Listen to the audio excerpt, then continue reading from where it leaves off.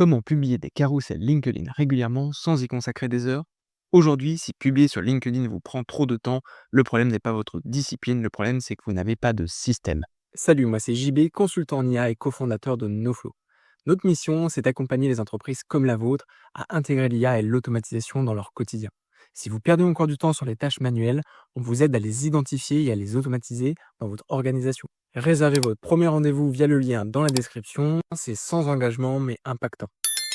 La majorité des professionnels créent encore leurs publications, leurs posts et leurs carousels manuellement. Ils écrivent le texte, conçoivent le PDF, puis publient quand ils trouvent un créneau. Le résultat, c'est une visibilité irrégulière et une charge mentale permanente. Ce que je vais vous montrer dans cette vidéo, c'est comment automatiser l'ensemble du processus. Pas seulement la création, mais aussi la publication. Dans l'automatisation que je vous dévoile aujourd'hui, le texte de la publication LinkedIn est généré automatiquement à partir d'un sujet extraite d'une vidéo YouTube. Le carrousel est ensuite produit à partir de ce même contenu avec une structure claire et répétable.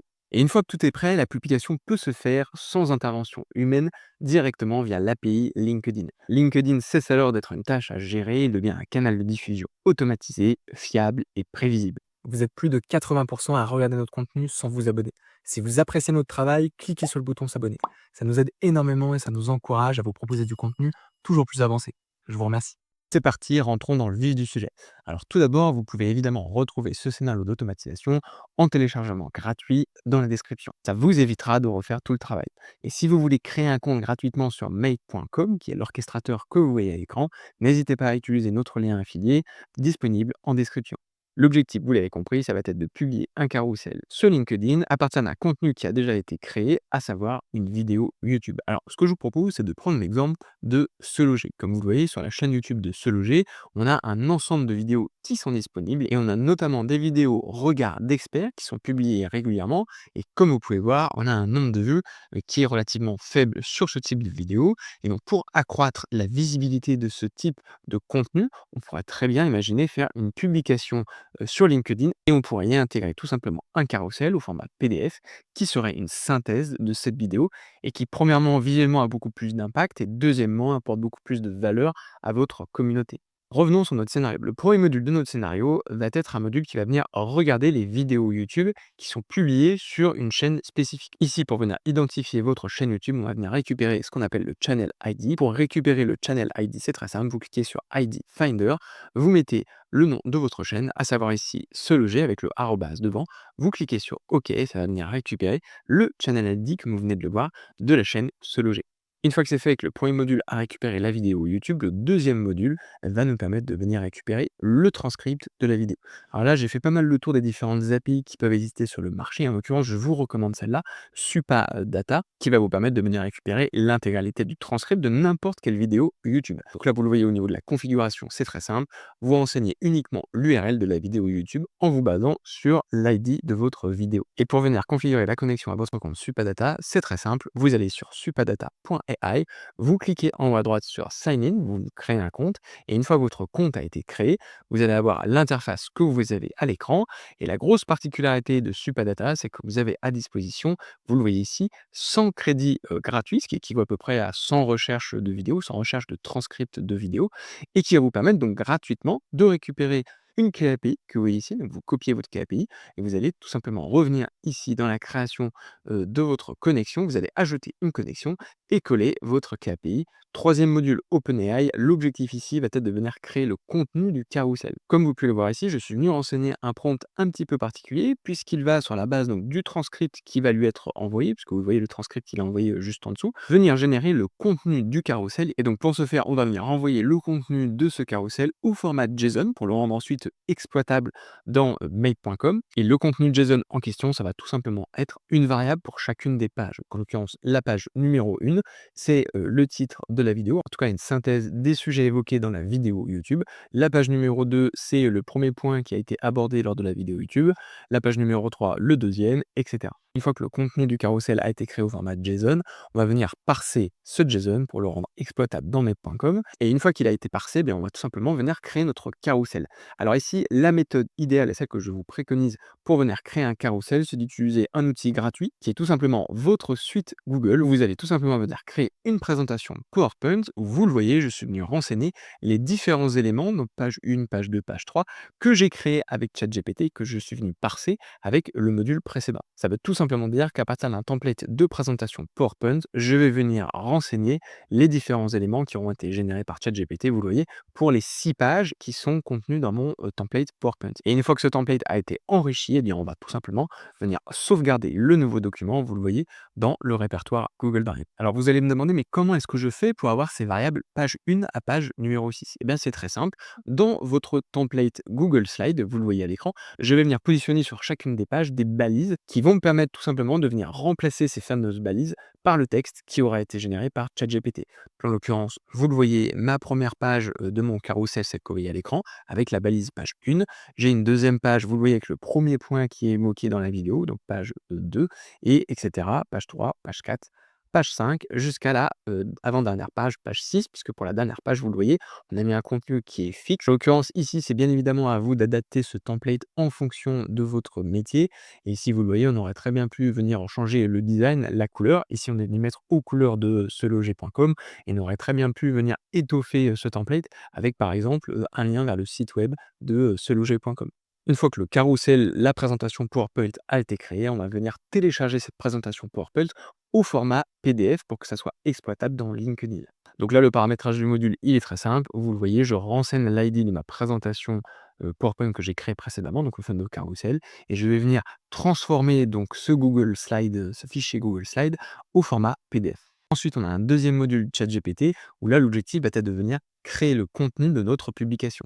Donc, à l'instar de notre premier module ChatGPT, on va venir, vous le voyez, renvoyer le transcript de la vidéo pour qu'il se base sur le transcript et pour qu'il crée une publication LinkedIn qui soit professionnelle et impactante. Donc là, vous voyez le prompt que j'ai utilisé. En l'occurrence, il est bien évidemment adapté en fonction de vos besoins. Comme vous pouvez le voir, les deux dernières étapes de notre scénario se décomposent en deux branches. Je vais venir zoomer sur les deux branches en question. Et comme vous pouvez le voir, dans la branche supérieure, on va venir compléter un édito LinkedIn. Cet édito LinkedIn, c'est tout simplement un fichier Excel que vous voyez à l'écran, avec en première colonne la date, deuxième le contenu de la publication LinkedIn, et le troisième c'est le lien vers le carrousel qui a été créé. Ici au niveau du paramétrage, c'est très simple, vous allez tout simplement venir sélectionner votre document édito LinkedIn, et vous allez, vous le voyez, compléter les 3 colonnes, à savoir date, contenu et carrousel, par les différents éléments qu'on est venu créer auparavant. Donc dans la partie date, on va mettre soit la date du jour, soit la date à laquelle vous voulez que votre publication soit réalisée. Au niveau du contenu, on va mettre le contenu de la publication qui a été créée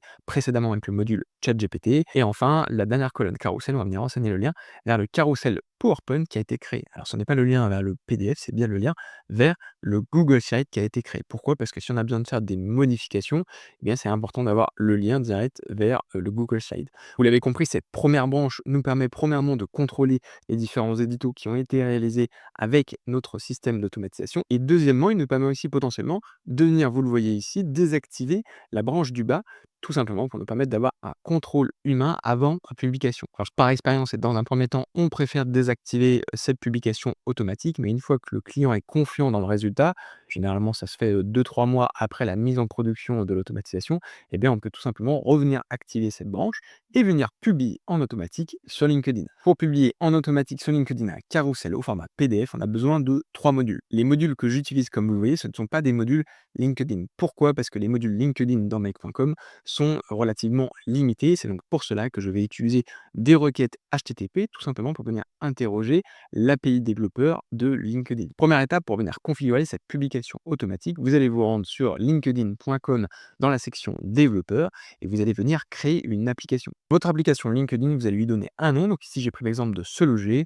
Vous allez lui donner le lien vers votre entreprise, en l'occurrence ici le groupe Se Loger, et vous allez lui mettre un logo.